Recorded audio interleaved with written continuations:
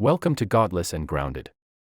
Let's begin with a simple, uncomfortable question: is religion really saving humanity? Or is it quietly destroying our world? We're told from childhood that religion gives meaning, morality, unity, and peace. But when we look closely, the evidence around us says otherwise. What if religion is not holding our world together but tearing it apart, piece by piece? Let's talk about how. Religion claims to unite people, but in reality, it divides them into tribes.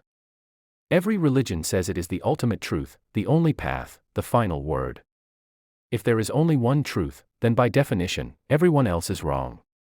And what happens when billions of people think the rest of the world is wrong? You get endless suspicion, rivalry, and hatred. Humanity becomes a battlefield of us versus them. Look around today, people don't just disagree on ideas. They distrust, exclude, and even despise those who believe differently. This isn't accidental. It's baked into the design of religion. The very structure is built on exclusivity. Another claim is that religion gives us morality. We often hear, without God, people would have no morals. But is that really true? Let's test it. If people only behave morally because they fear punishment in the afterlife or hope for reward in heaven, then that's not morality, that's bribery and blackmail.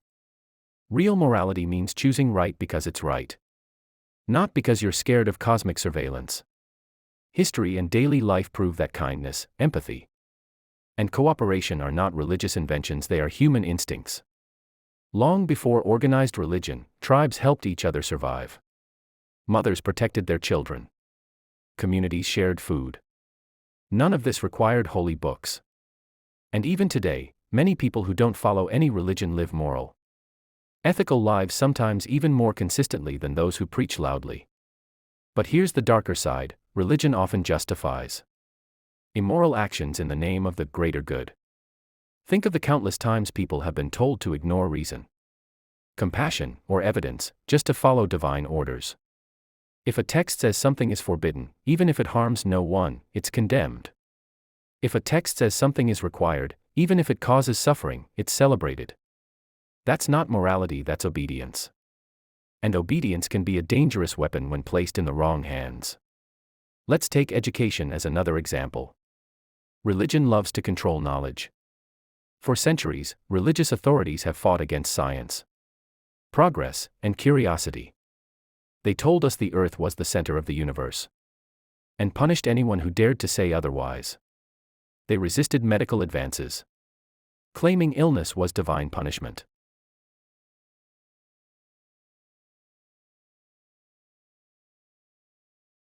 Rather than something that could be studied and treated.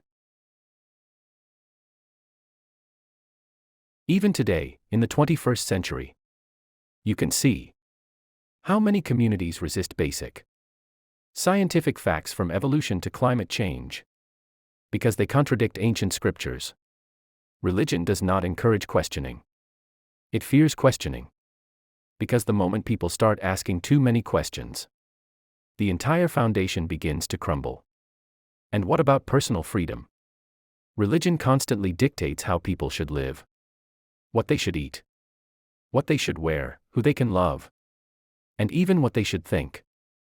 Instead of treating humans as intelligent beings capable of making their own choices, religion infantilizes us, as if we are children who need a father figure to control us at every step. Women, especially, have often been targeted by religious rules, told they must cover themselves, stay silent, or obey without question.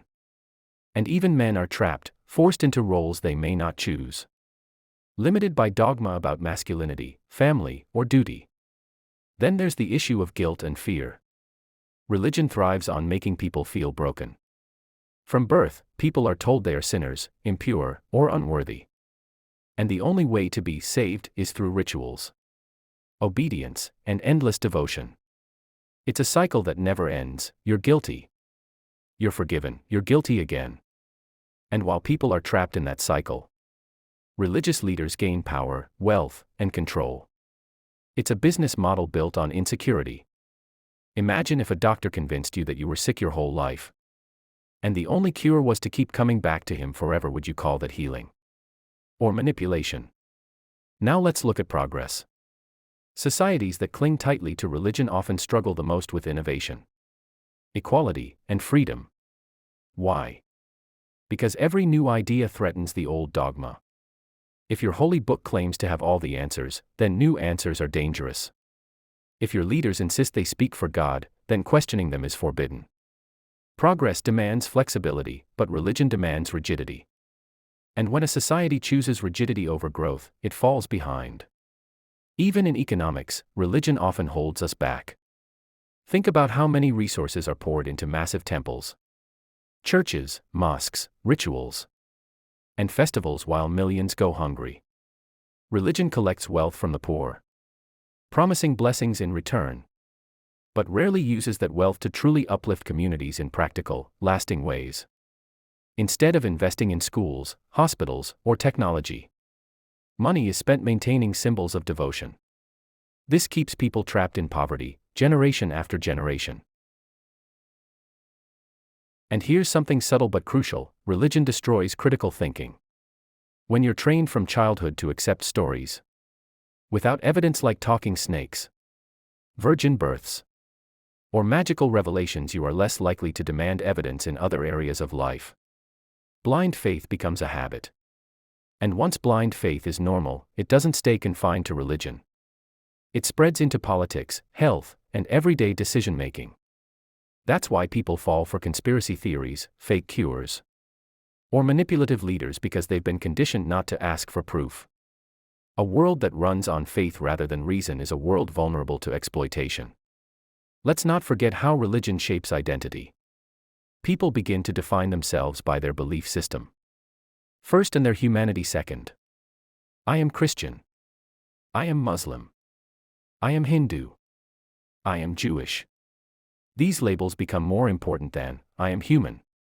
And once we see the other person not as another human being, but as a follower of a false religion, empathy collapses.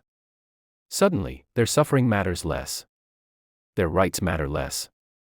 Their lives matter less. Religion teaches love within the group, but suspicion outside of it. That kind of selective compassion is not real compassion, it's tribal loyalty, disguised as love. Even on an individual level, religion destroys self-confidence. Imagine being told every day that you are powerless without God, that you cannot trust yourself, that every decision must be filtered through some authority higher than you. You grow up doubting your own mind, your own worth, your own ability. Instead of building independence and strength, religion builds dependence and fear. Now, some will say, but religion gives people hope. True, but hope in what? Hope in an afterlife that nobody has ever seen. Hope that all suffering will magically make sense someday. Isn't it more empowering to build hope in things we can actually influence? Science, compassion, community, and human creativity. Real hope comes from what we do here and now, not from promises that can never be tested. Think about the energy humanity wastes fighting over religious differences.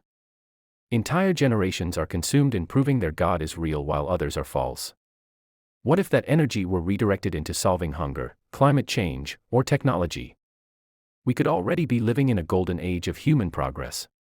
But instead, we remain chained by ancient books and rituals, stuck in cycles of superstition.